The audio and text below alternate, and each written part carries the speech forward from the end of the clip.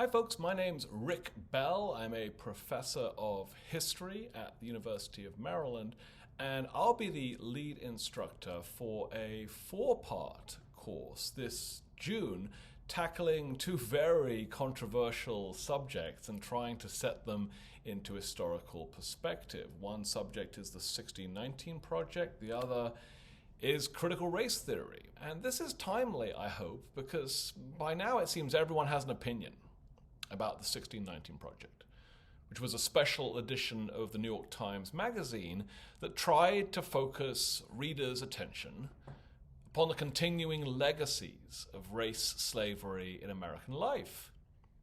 As you all know, legislators in several states have since passed laws to ban the 1619 Project from school curriculums, often along with banning the teaching of critical race theory, or CRT, a set of ideas developed by legal scholars in graduate schools in the 1990s to interpret America's institutions in the context of race and civil rights.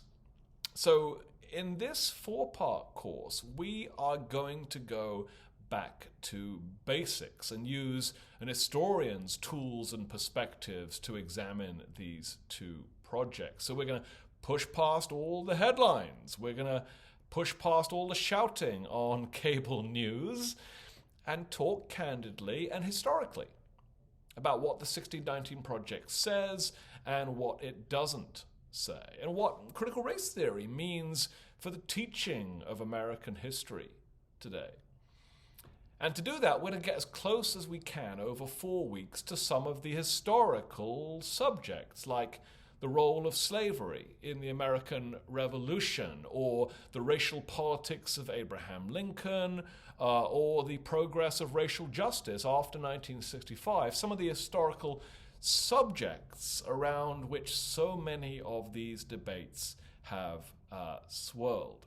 I am not here to persuade you that either of these projects is perfect. You will find that neither of them are, but I am going to try and tell you what I think historians think is useful about each of these initiatives, as well as share with you some of the important critiques of both. And I'm looking forward to a constructive, polite exchange of views. I don't expect us all to agree about this, but I look forward to the sort of dialogue where we all learn something from each other.